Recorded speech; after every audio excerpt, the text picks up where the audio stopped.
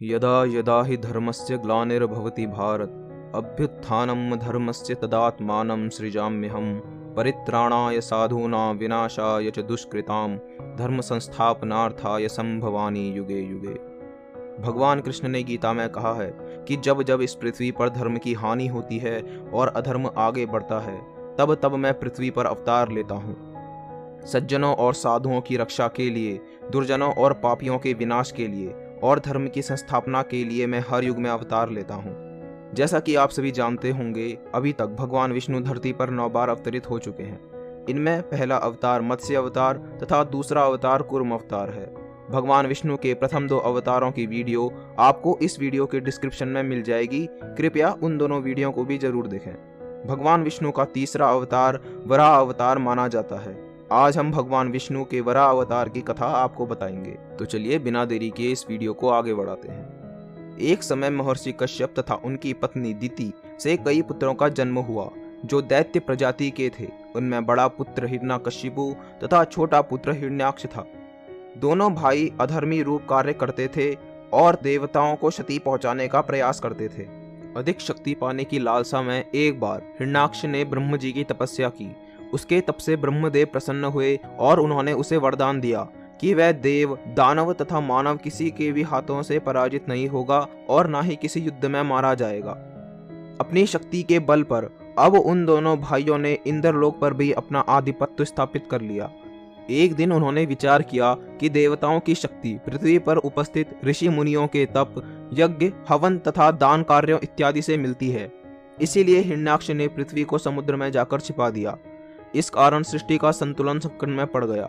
यह देख सभी ऋषि मुनि तथा देवता भगवान विष्णु की शरण में गए और उनसे पृथ्वी को पुनः उसके स्थान पर लाने की प्रार्थना की। उनकी प्रार्थना स्वीकार कर भगवान श्रीहरि सूक्ष्म रूप में भगवान ब्रह्म की नासिका से अवतरित हुए। इस अवतार में भगवान विष्णु का मुख जंगली सुअर का तथा शरीर मनुष्य का था। देखते ही देखते उनका आकार अत्यंत विशाल हो गया। उनके 2 विशाल दांत निकले हुए थे। वह लगातार फुंफकार भर रहे थे तथा अत्यंत क्रोध में थे। भगवान ब्रह्म की नासिका से प्रकट होने के कारण उनकी सूंघने की शक्ति बहुत अधिक थी, जिससे वह समुद्र में छिपी धरती को सूंघकर उसका पता लगा सकते थे। देवताओं के आग्रह पर श्री हरि ने पृथ्वी को ढूंढना प्रारंभ कर लिया। इधर दूसरी ओर हिरण्याक्ष वरुण देव के पास गया और उन्हें युद्ध के लिए ललकारा।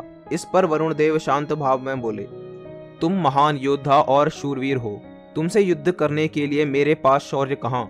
तीनों लोकों में भगवान विष्णु को छोड़कर कोई भी ऐसा नहीं है जो तुमसे युद्ध कर सके।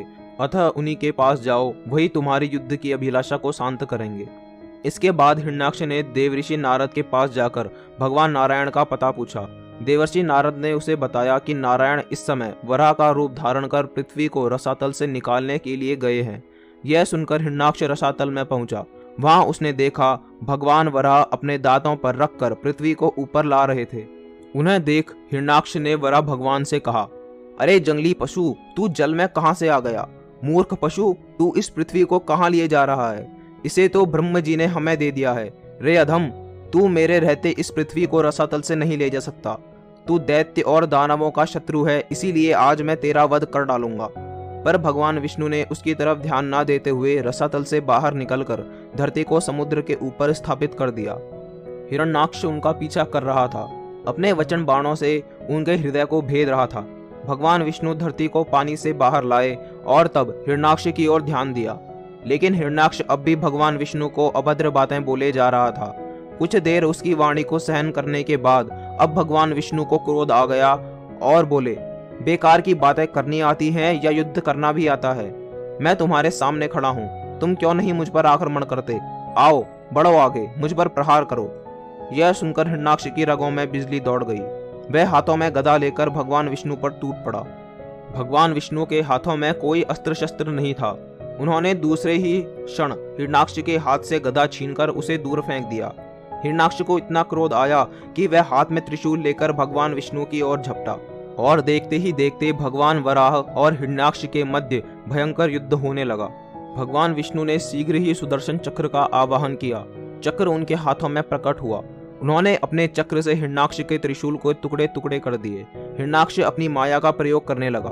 वह कभी प्रकट होता तो कभी छिप जाता, कभी अट्टहास करता तो कभी डरावने शब्दों में रोने लगता, कभी रक्त की वर्षा करता तो कभी हड्डियों की वर्षा। भगवान विष्णु उसकी सभी माया कृत्यों को नष्ट करते जा रहे थे। जब भगवान विष्णु हिरण्याक्ष को बहुत नचा चुके तो उन्होंने उसके सर पर एक जोर से मुष्टि का प्रहार किया। यह प्रहार इतना जोरदार था कि हिरण्याक्ष की आंखें बाहर आ गई। इसके बाद वराह अवतार ने अपने सुदर्शन चक्र से उसको 2 हिस्सों में काट दिया। वह धरती पर गिरकर नष्ट हो गया और अंत में हिरण्याक्ष का भगवान वराह के हाथों अंत हुआ। भगवान वराह के विजय प्राप्त करते ही ब्रह्मा जी सहित समस्त देवगण आकाश से पुष्पों की वर्षा कर उनकी स्तुति करने लगे। तो इस तरह एक बार फिर अवतार लेकर भगवान विष्णु ने हिरण्याक्ष से सृष्टि की रक्षा करी। तो दोस्तों, आशा करते हैं आपको हमारे द्वारा बताई गई जानकारी अच्छी लगी होगी। इस प्लेलिस्ट का चौथा भाग जल्द ही आएगा, जिसमें हम भगवान विष्णु के चौथे अवतार वामन अवतार की कथा आपको बताएंगे। तो यदि आप वह वीडियो देखना चाहते हैं तो हमारे चैनल को सब्सक्राइब जरूर कर लें और नोटिफिकेशन बेल को भी दबा दें, ताकि हमारी आने वाली वीडियोस की जानकारी सबसे पहले आपको मिले। और हाँ दोस्तों, हमारे वीडियोस को अपने दोस्त तथा परिवार के लोगों के साथ शेयर जरूर करें, ताकि उन्हें भी सनातन धर्म से जुड़ी जानकारी मिल सके। जय हिंद, जय श्री राम।